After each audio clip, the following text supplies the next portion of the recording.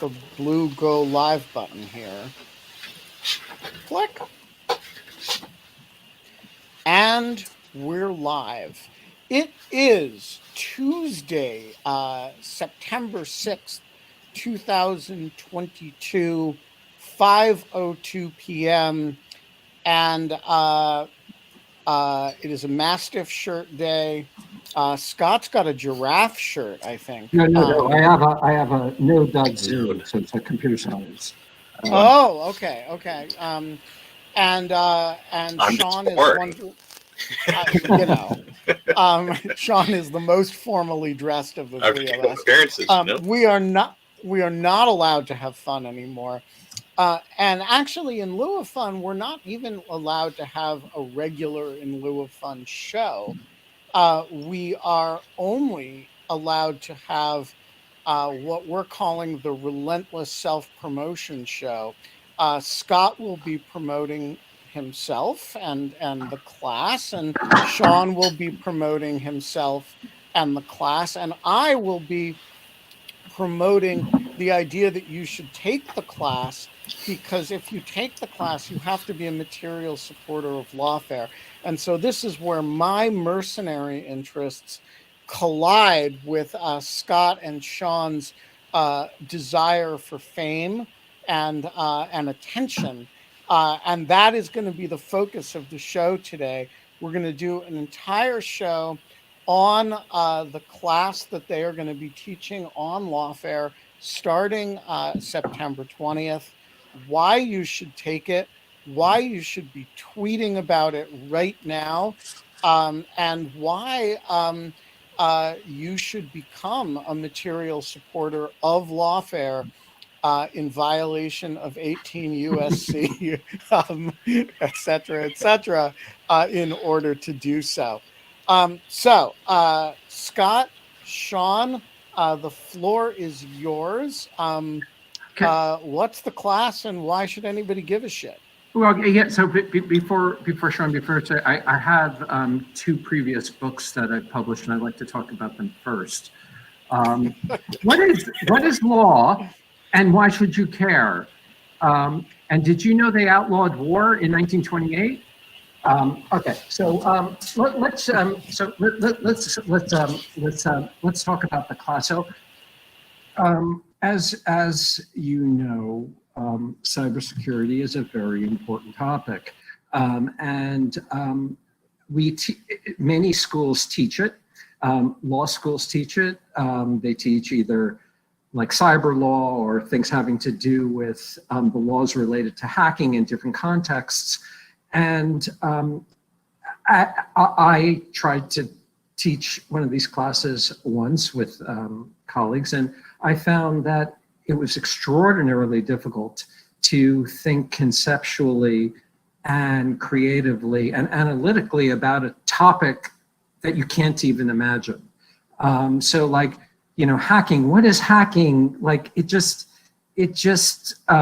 seems so abstract and hard to put your finger on exactly what's going on. And so I really wanted to teach a course on the practical aspects of hacking so that people would understand what it is. Then when I was, so we have something at the Yale Law School called the Information Society Project. And I was talking to Jack Bulkin, my colleague, and the head of it, and he said, oh, if you want to do that, then there's a guy you need to meet. His name is Sean O'Brien. He runs Privacy Lab. He knows all about this stuff. I think you'd really like him. And so I met Sean. He knew a tremendous amount. I did not like him, but he was very knowledgeable. So I gave him that. And basically, okay. So wait, let's pause there and use that occasion for the unlikable Sean O'Brien to introduce himself. Sean, who the heck are you, and why did Scott not like you? I love Sean. I think we got along pretty well. Yeah. I don't need everybody to like me. That's something I learned a long time ago. At any rate, yeah, I'm Sean O'Brien. As Scott said, I founded and lead an initiative of the Information Society Project called Privacy Lab. We do things like digital self-defense workshops where we show folks how to be more private, more secure, potentially anonymous online. We use this spooky thing called the dark web, which we're not supposed to talk about or use, but we will be using during the class. And yeah, I don't know, I've been doing a variety of, hacking, system administration, development things for about 2 decades, basically since I was a kid. And so I have a long history with that. Right now I'm an open source lead at a Web3 company called Tari, where we're building a decentralized network using blockchain and all those things that are buzzwords, but I hope have some really important value. So. Yeah. So just to say, so Sean, he's just, one of the things I really wanted to do was to teach somebody who knew what the hell they were doing. And Sean really knows what the hell what he's doing. He has a lot of experience, not just in just the tech stuff, but in the law stuff. And so it really made a really great pair. And then we hooked up with our friend, we hired as a cyber fellow at Yale called Lauren Weisinger. He helped us both teach it and design the course, which we'll talk about. But so it was a collaboration of us three to try to figure out how would you take a bunch of people who knew nothing about computers except for your basic thing about how to get on the internet or how to use Microsoft Word, but who are interested, and in a semester teach them from being know nothing to be a killer. And so that's what we did. All right, so I want to, sorry, Sean was saying something. No, I was just saying not an actual killer. Yeah. So Sean, your audio is a little bit crackly. Okay. So if you could just keep yourself muted when you're not talking, that would be super great. I want to start by challenging the premise of the class a little bit, which is, you were saying, Scott, that it's hard to teach about something that you can't conceptualize. And so you started thinking about the class in order to teach people the skills needed to think about conceptually about cybersecurity defense. And I was thinking, I don't know a lot about lockpicking, safe cracking, or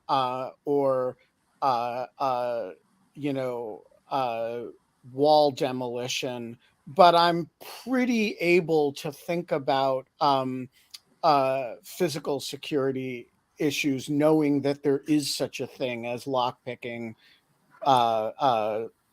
wall demolition, and safe cracking. And my question is, why isn't it enough to know that there is such a thing as hacking and it sucks and it's illegal in order to think about the law and policy of cyber defense? That's a great question. Let me say 2 things.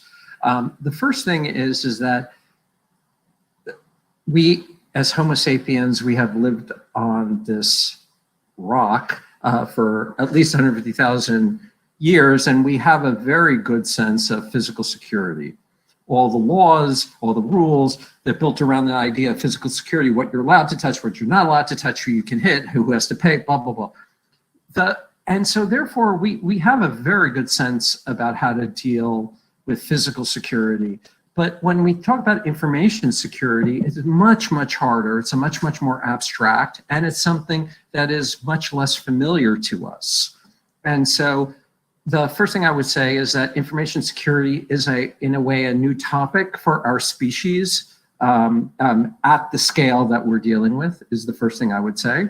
And the second thing I would say is there are many different kinds of ways of getting information over networks. Some of them are legal, some of them are illegal. And it's very difficult, I think, to explain to people what's legal and what's illegal if they don't have a sense about what they're doing. And this is something that I think is really important, especially when it comes to hacking, not because it involves information security and not just because it's new to us, but also because hacking is one of those rare things that you can commit, like what you do can fall into one of three different boxes. Okay, it can be crime, it can be espionage, national security, or it could be war. And they have very different structures, ways of thinking. And therefore, again, if you're not like learning the basic stuff, it's very hard to make these fine-grained normative and legal distinctions, at least for me and the students that I've taught.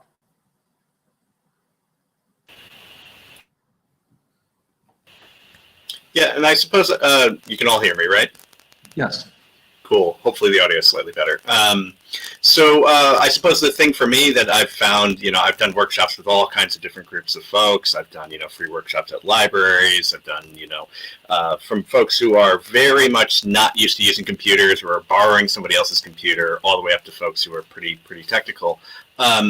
I think this thing that is being called hacking, this penetration testing, this group of tools that we're going to be teaching, I think it also opens your eyes to an aspect of the internet that you may not be aware is sort of there in the background, right? And if you're having, all these computers, the internet, all these networks, your smartphone, intermediating nearly every aspect of your life, having knowledge about these things will in the future, help you sort of conceptualize, as Scott said, problems that you may face, which even we can't anticipate yet. So we do sort of help you understand the landscape now, but I think just getting past that conceptual barrier is really important so that you don't just say to yourself, I'm a Luddite, that's all crazy stuff, I don't want to touch it. And I think getting past that's really important. So tell us about the class. What is it, if you're starting with people who are, from a programming point of view, illiterate, the startup costs associated with getting started. That's the cost of starting up. The cost of starting. Yeah, the costs of starting up are pretty high, and and you only have a semester once a week. So is what you're saying basically that it's pretty easy to become a dangerous psychopath online? Sean, why don't you answer that one? Sure. So the first thing I would say is that, if we're talking cost, actual, money cost, it's actually very, very low. Free and open source software runs, most of what we call the modern internet, and these tools, specifically these hacking tools, have been designed around open source software. So we're not going to be, using anything that costs any money. We're going to make sure that you have the tools you need and make them available for download. And we're going to try to help you work through, any sort of initial barriers that you have using these tools. As far as the barrier to being, dangerous, unfortunately, it's pretty low. And that's something I think Scott actually should probably talk about, because he really loves doing a lot of the attacks. And when we do this class, at Yale, and in the past, we do the command line stuff. I do, stuff with the permissions and so on. But Scott really enjoys, I think, doing the initial hacking and just seeing people's eyes sort of open up when they run a few commands, and can be a little bit dangerous. So. Yeah, I would say, exactly. So first of all, obviously, the class is free with the material support thing. We don't charge any money. We are everything we use, highly compensated by Lawfare. Right. I mean, we get it. We're paid really well by Lawfare. And so we don't. By the way, I did order both of you Lawfare hoodies for as costumes for the class. Okay, that's great. Okay, but the second thing, which is really important, is that I get very anxious about this, which is, getting students to come with you and to trust you, that actually at the end of 5, 6, 7 classes, you will know a tremendous amount about how to do things. And it's surprising. It's really, really surprising, because you don't know how all the things that we're teaching you add up. And so it's actually, so I try to emphasize how this is preparatory work, but also we do attacks. Each class, obviously at the very beginning, they're very simple. And then things get more complex as things go along. So people can say, oh, that's kind of cool. Also, we have homework. And so I think people enjoy learning things and being able to do things that like have always kind of freaked them out or scared them or something like that. It's not like if you have somebody who explains it to you and like gives you some instruction and structures it in a certain way, then actually you can learn things very quickly. And, the internet and computers are probably not going away. And so it's probably good.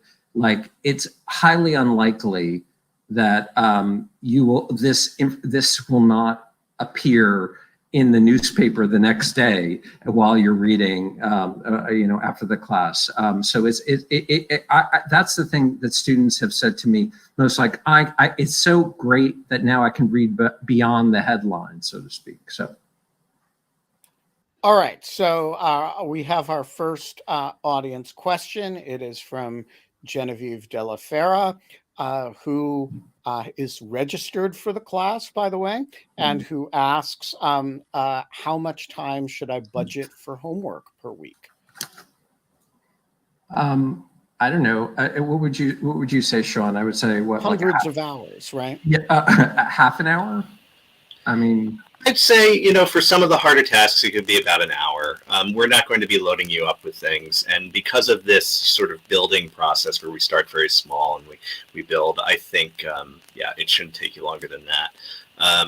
You're going to want to have a machine that runs somewhat decently. So hopefully you have, if you can have a dedicated machine, it would be really nice, because we are going to be loading an operating system inside of another operating system. And that's kind of a strange concept, but again, one of these things that you can do on a computer that we want you to see that it can be done. But also it creates a safe environment. I guess we haven't hammered home. We're not putting you out on the internet to attack other people's computers. We're not having you, do things that are going to ruin your own machine or your own network or, your friend's computer or something. We make sure very much that these are sort of contained exercises. But yeah, I mean, I would say approximately an hour, perhaps if there's, other issues or you need to do a little more, and hopefully you will want to do, a little more reading and so on, maybe 2, but we're not going to be loading you up. So. Yeah. And I think that's exactly right. I would say another thing, which is like one of the homeworks is to scan your own home network.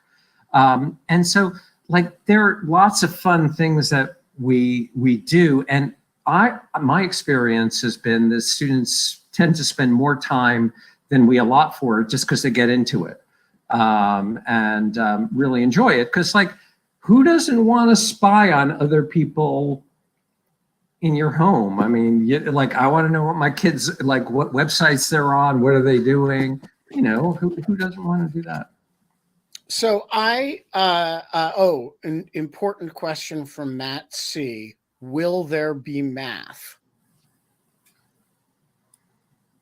Yes, there will be math, but very easy math. And I actually give you pre-homework for the class that we do encryption. We do the RSA encryption algorithm, the asymmetric public key encryption, the basic thing that all the internet e-commerce works on, basically. And it's the craziest, coolest thing ever. And so like modular arithmetic, most people don't know modular arithmetic, but like we just give you a couple of examples so you learn how to do it. And it's very simple. So there'll be a little bit of math, but not hard. All right. So here is the next important question. Why are you confident that when you teach this class, you are not training a group of Yale law students, or in this case, a group of Lawfare viewers, to abandon big law and adopt a life of online crime instead. And you end up with, a big federal bust of the next Silk Road, and it'll be all like Yale law grads.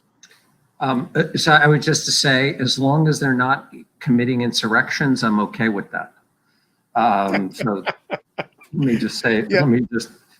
I have lower expectations now for my students. And so you guys out there, please have any of your former students been indicted for seditious conspiracy? Not my students, but of the Yale Law School. Well, I mean, Stuart Rhodes, but I meant can we blame you individually for Stuart Rhodes? Yeah, unfortunately, no. So I want to hear what Sean says to this, because this is like a standard thing you hear.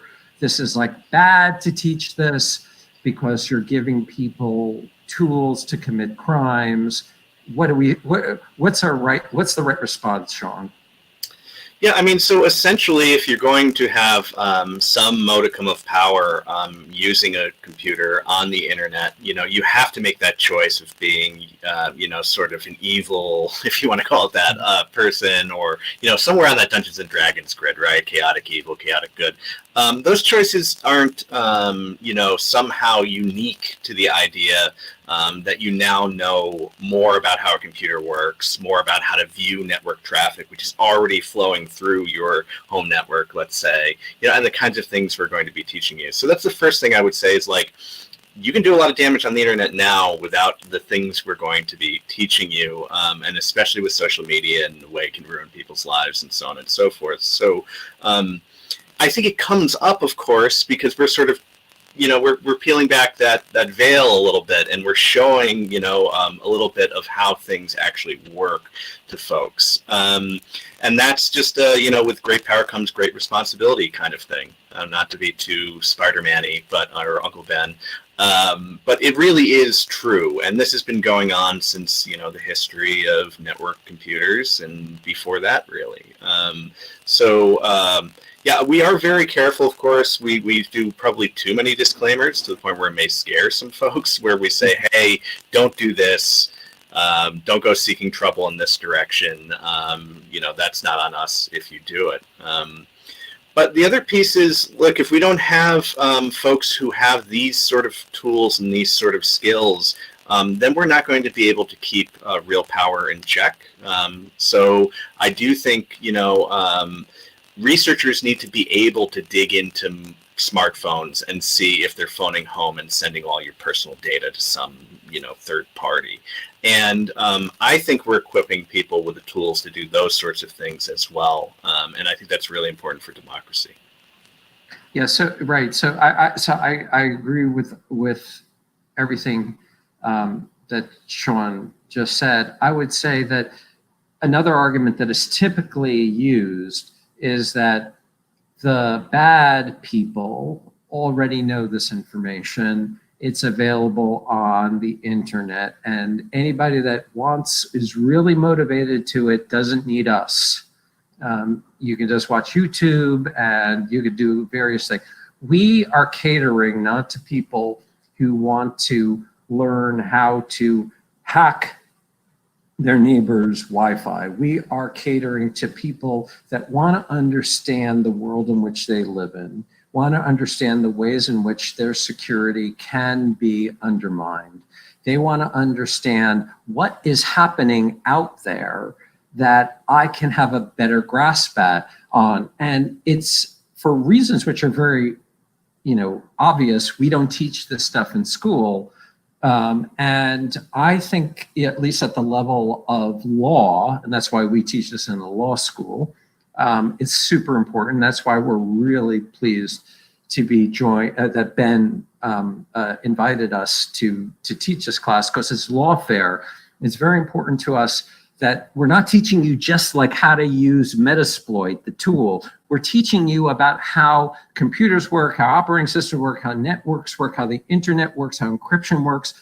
It's a class. And we want you to walk away with it understanding more about the world in which you live in than you did beforehand.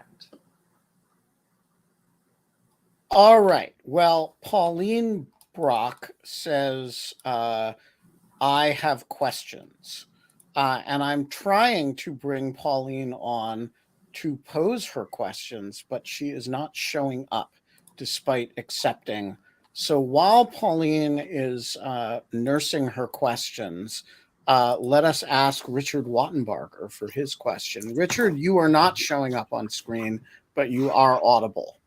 Okay. Well, so I have thought in the past myself of just getting out there and like on Twitter or wherever, and just giving like normal people like basics, cybersecurity, home cybersecurity tips. But I've always been afraid of it because I've been afraid of making myself a target. And I'm wondering, when you get into this world, are you making yourself a target? And what do you have to have in place before you take that step so that you are that you are going to be safe? I'm going to let Sean answer this because Sean is a target. I've had my run-ins. Yeah, so if you get professional and you show up on streams like I'm showing up, and you start getting known, certainly you're going to find some strange network activity and things like that. And if you are potentially, let's say digging into something that someone doesn't want you to dig into, for good, as a white hat hacker, that would be the term, right? You can potentially, be targeted. However, by learning these basic skills that we're showing you, you're going to be able to have better cyber hygiene. You're going to be able to have better what we call digital self-defense. So you're going to, just by learning about encryption and how important it is, just by learning about, even concepts like anonymity and how you can use these tools to sort of protect parts of your identity online, that's all really helpful, to sort of have a shield around you. I won't say that there's never any risk in this sort of thing, but the content we're doing in our class, as Scott said, is very much focused around law and sort of a conceptual world. We're not going to be exposing students to any sort of undue risk. And once you have these tools, once you go out into the world and you learn more, it is going to be in some ways up to you, how much risk you want to expose yourself to. But yeah, look, there's a whole category of people we call script kiddies, right? And there are folks who go around like internet trolls who just want to wreak havoc and create problems. And if you become known in this field, yeah, you're going to come against folks like that. But it should not be a problem with the content we're doing in class at all. Yeah, so there's that thing where, oh, Sean, you teach digital self-defense. Let's say you deal with this. There's that. But I've had students say to me, the kind of scareware type things where you get a call from some place around the world and saying that we found malware on your computer, or we're calling from Microsoft, there's malware on your computer. I remember a student saying to me, I was saying to myself, how would, my first reaction was wow, how did they get access to my computer to know that there was malware on it? I wonder what they did. And then I realized, wait, there's just no way they could have done that. So there's obviously a scam, so it's just it just sets you up to think in terms of, wait a second, that doesn't make any sense to say. I actually got,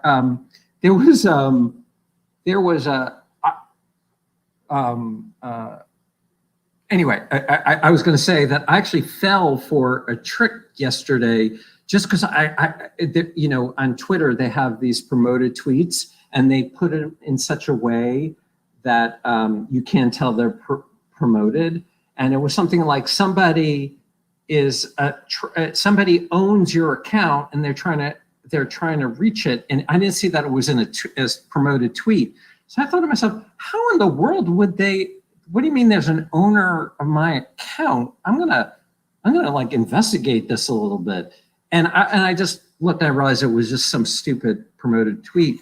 But it's just like you start thinking to yourself, this doesn't make any sense. And that's what Sean was trying to say, is that like it just trains you to think like what would make sense and what wouldn't.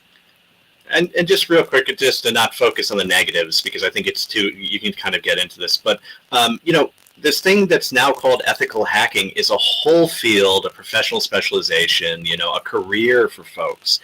So we're showing you a piece of that, relating it back to, legal concepts and so on, teaching you some things about encryption and so on, and sort of the baseline work.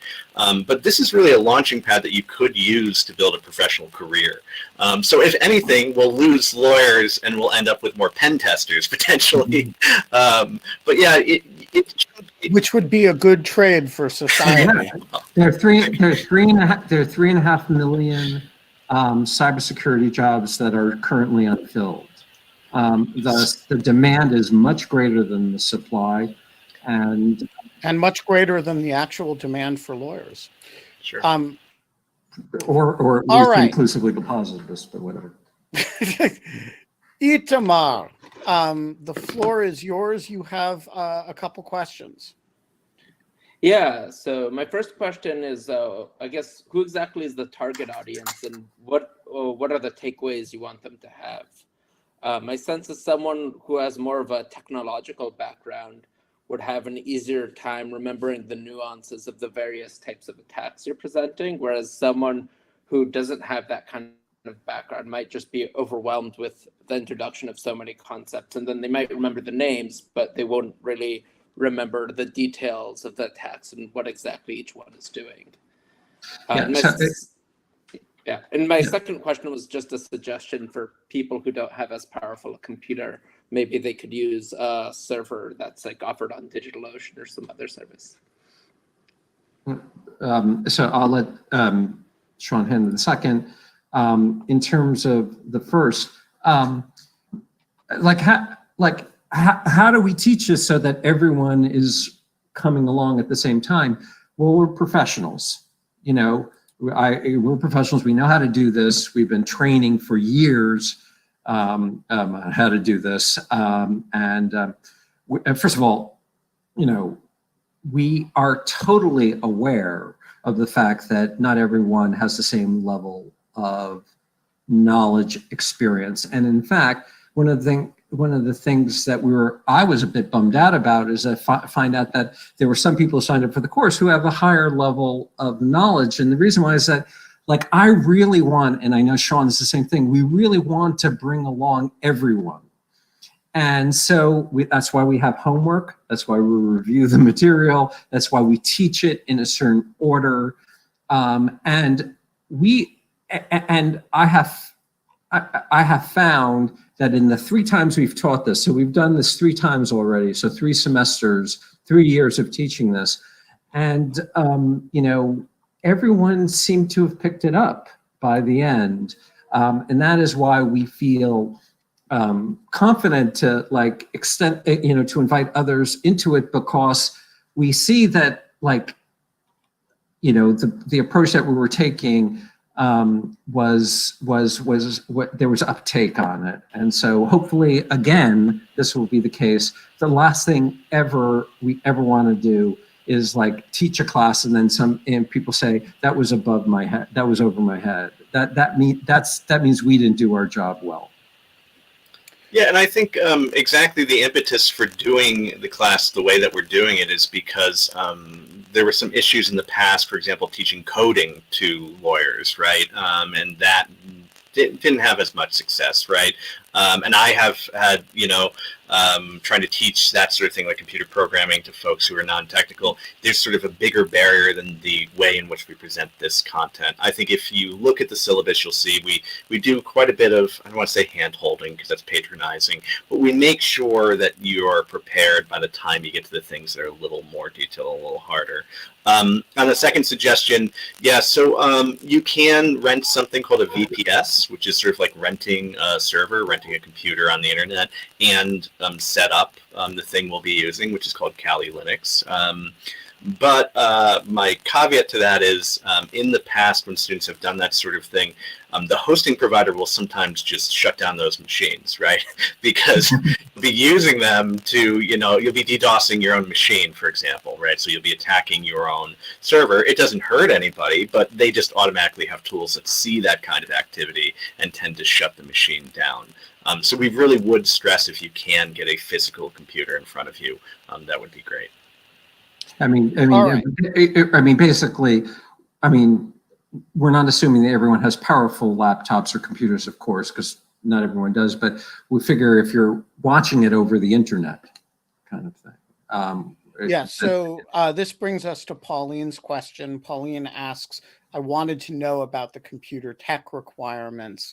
So what is the minimum, like if you have a computer made in what year that's internet accessible, are you good to go for this purpose? And Pauline also asks that she says she has no microphone or camera on the computer. Does that affect participation, assuming she's doing Crowdcast from a different device?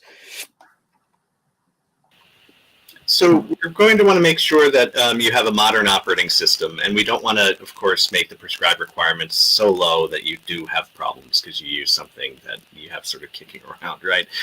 So I'd say if you have a modern machine that's anywhere from 4 to 5 years old, that's perfect. It doesn't have to be some super GPU, or we're not going to have you, crunching, computation on these things.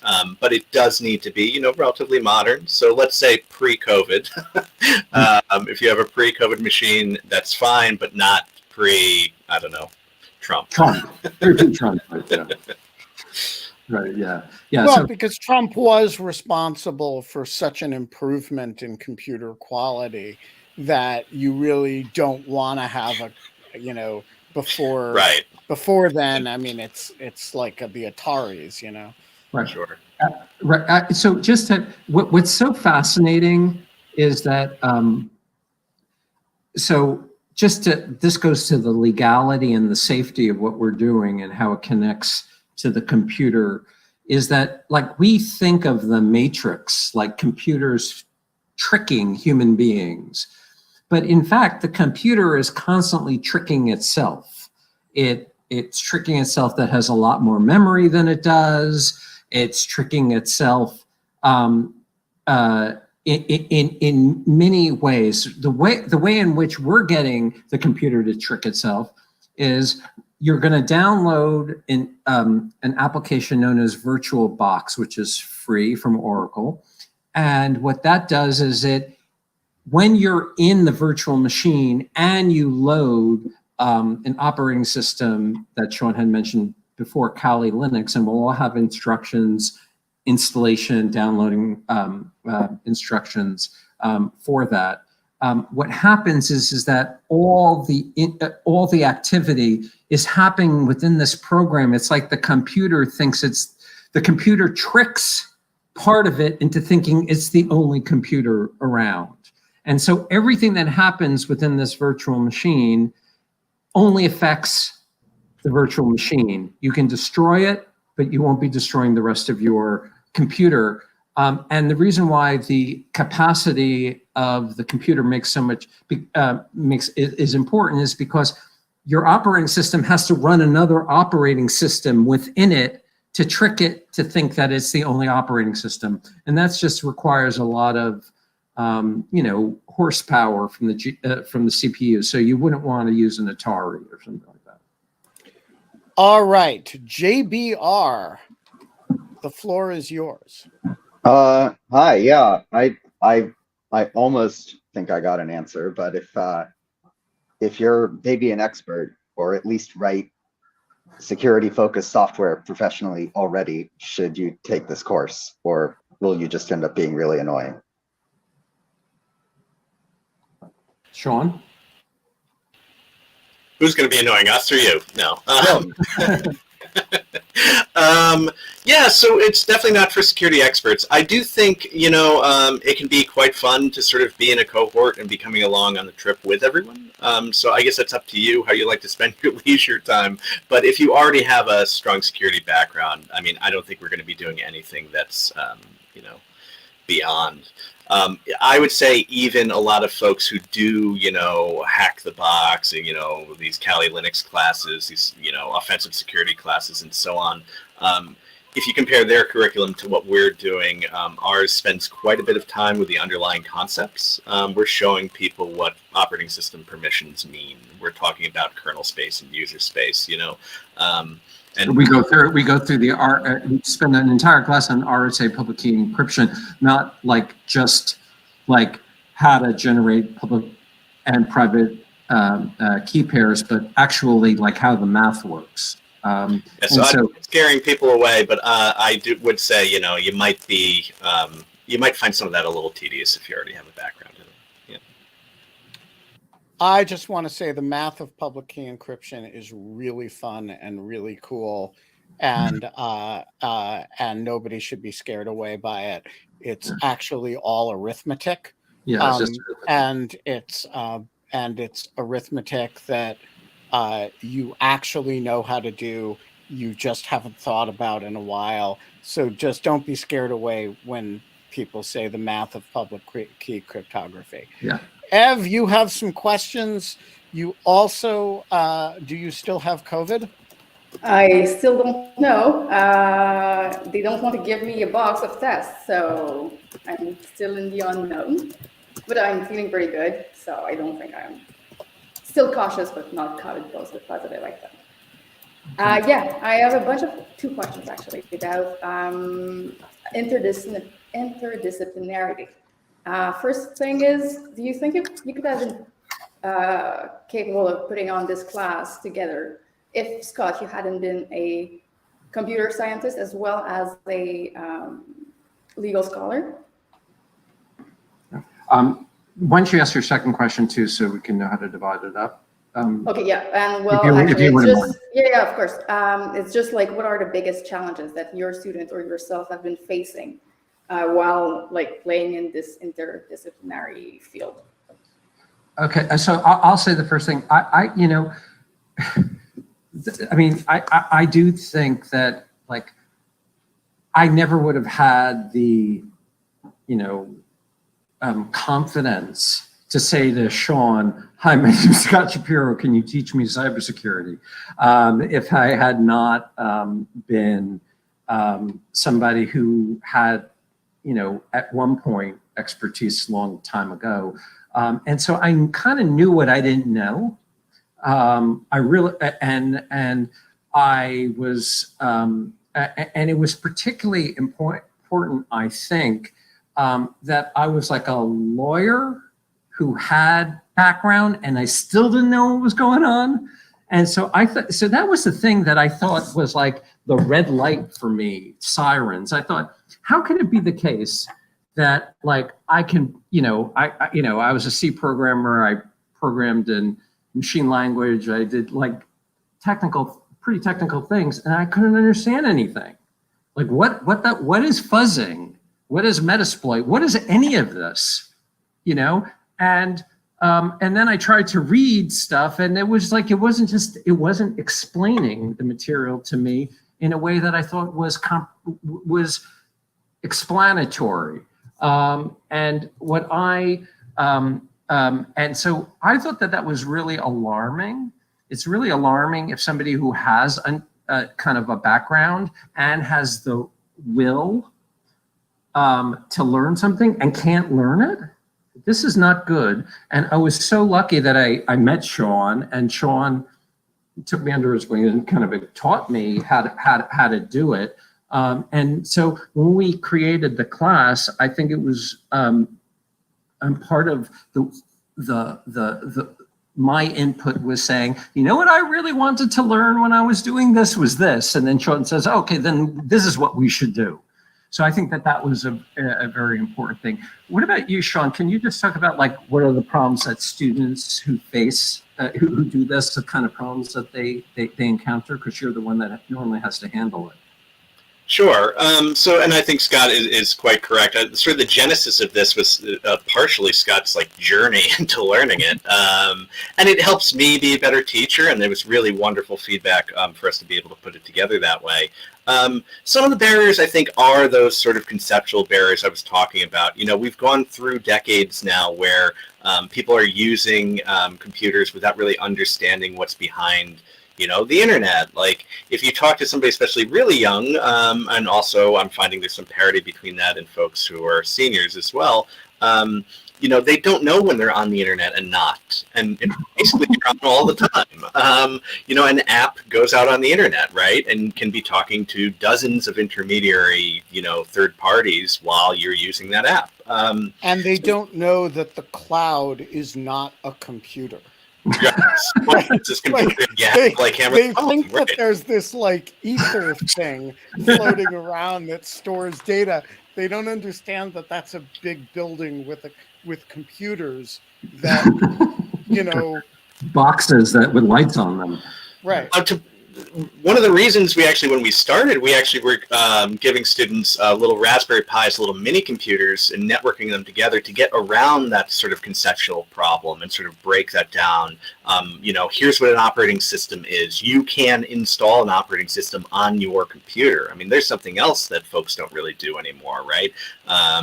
So those kinds of things, I think, early on can be a little bit confusing. I know when I was first getting into this sort of thing, I was like, well, you'd see something like a networking stack model and you'd be like, well, okay, there's a bunch of boxes with acronyms on, but how does that relate down to the physical world? And that sort of physicality I think is really important.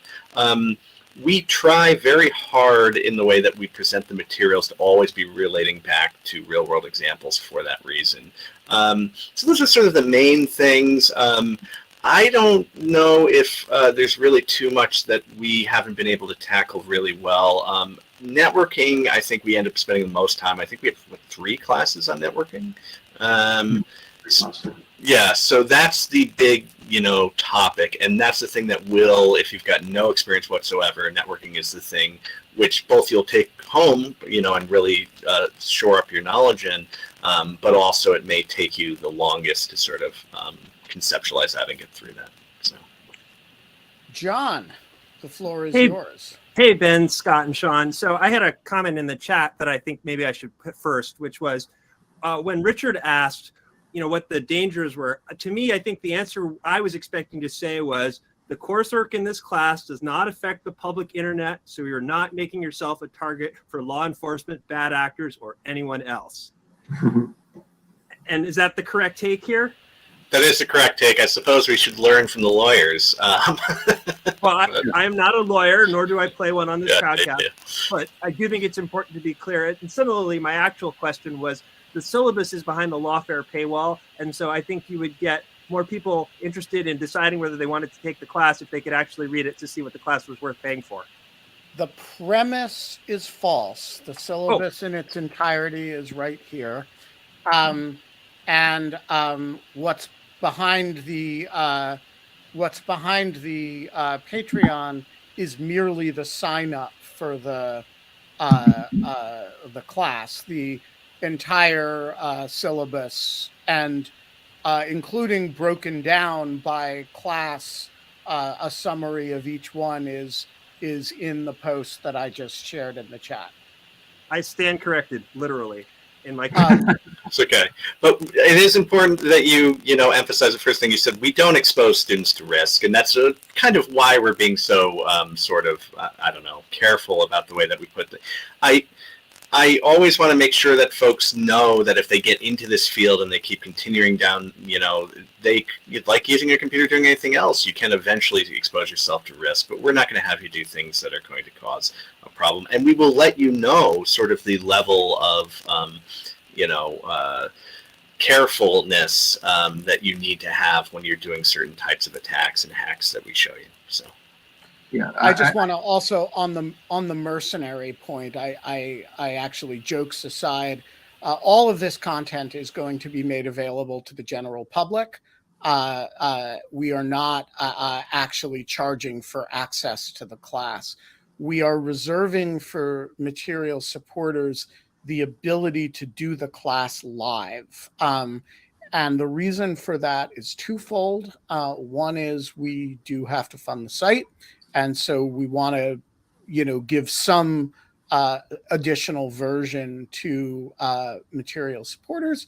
The second reason is actually that it's a means of controlling trolling.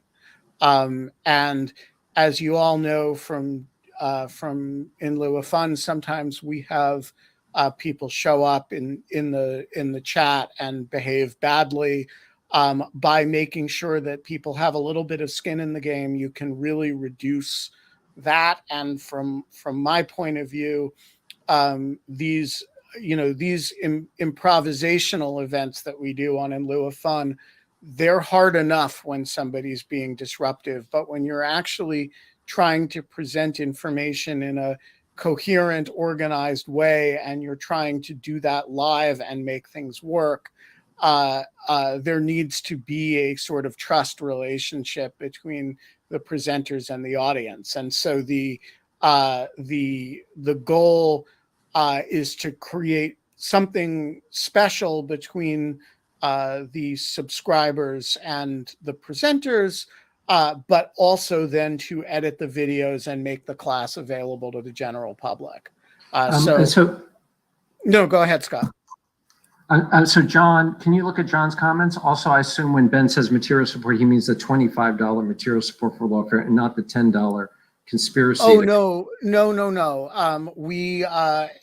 Anybody who is, I believe, a $10 or the $5 honor system is eligible to take the class. Yeah, so I just want to say, Sean mentioned this before. I think we say it almost every class. Please don't commit crimes on the internet. And the thing is, what's really hard is it's very tempting. It's very tempting. I will just tell you from somebody who has been tempted. Like you get really mad at somebody, and you're like, I am going to have. I mean. If they're a neighbor, if they're, I'm gonna pop their router, and it's like it's a terrible thing to think, and so I have to catch myself with that because it's a terrible thing to do. You should never do it. It's immoral. It's illegal, and so part of the thing is that we need to do is repeat it constantly because the temptation is great because everyone wants to snoop. I mean, lots of people like to snoop and like get access to things, and ultimately it's a very bad thing for them and for you. So we will be repeating this over and over again, not to commit crimes on the internet.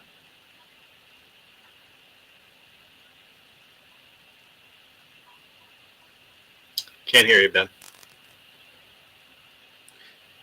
So one of our correspondents on the YouTube site said a little DDoS never hurt anybody, and that is not true. I just want to say, because back when Lawfare was young and was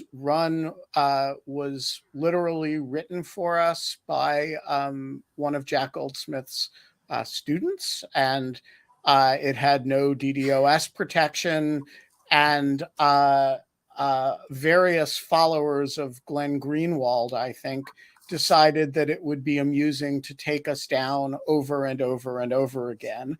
And they did so. It was seriously unpleasant and disruptive to both those of us who produced Lawfare, but also to frankly, a bunch of deployed JAGs in forward operating locations in Iraq who were using it for mission evaluations.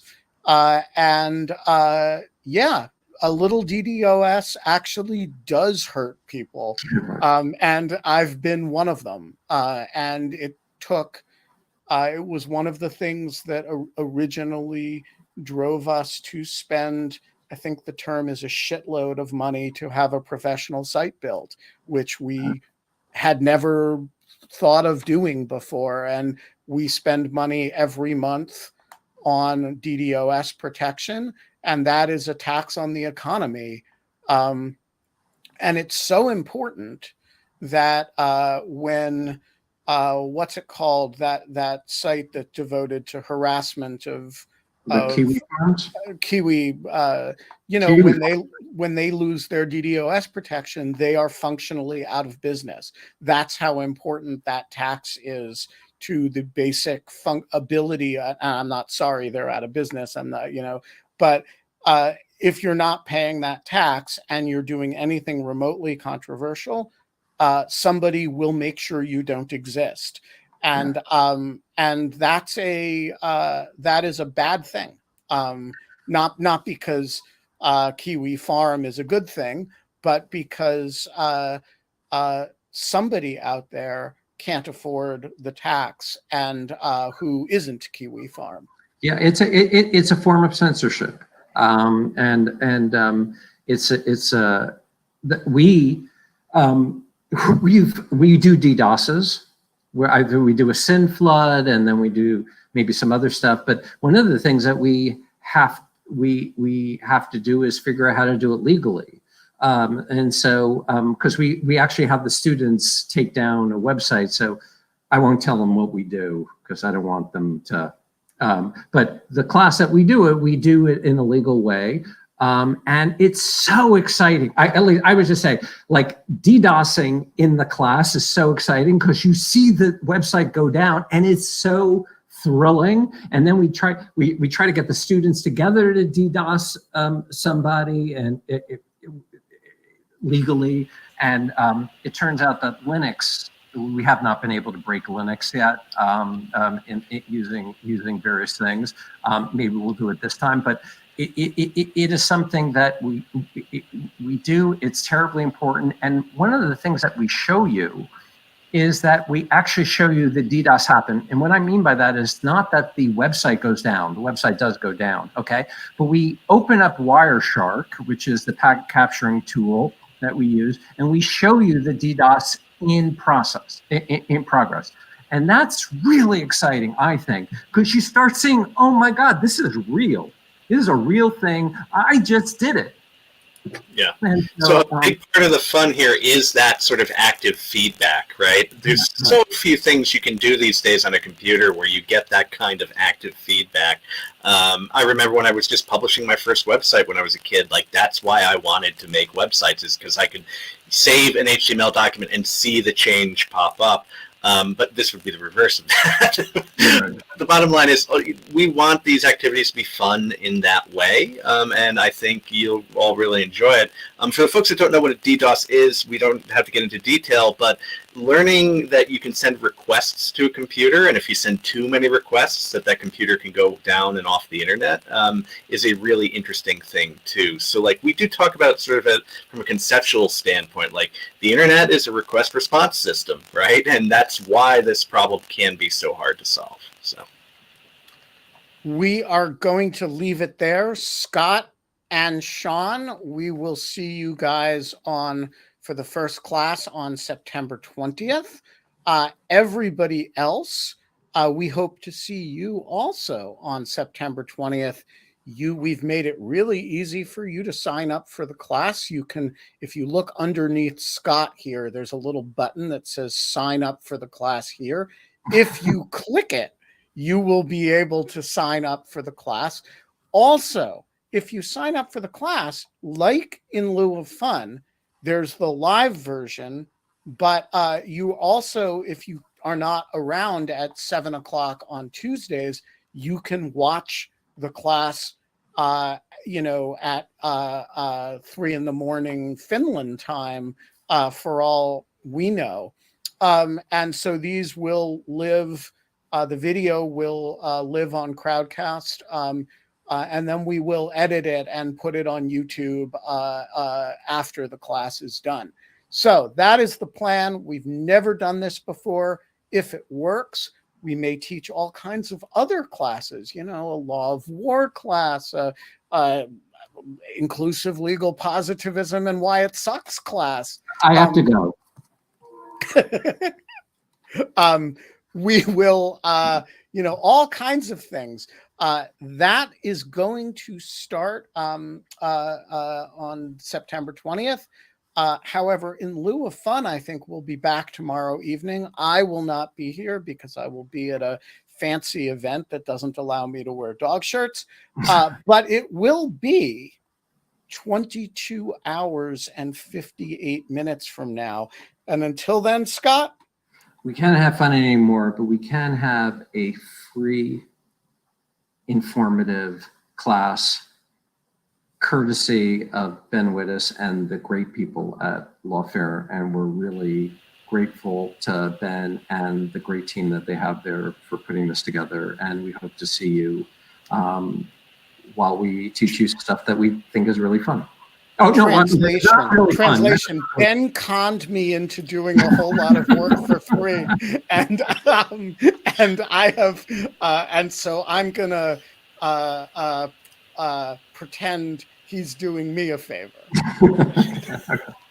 Okay. Bye-bye, everyone. See you guys later.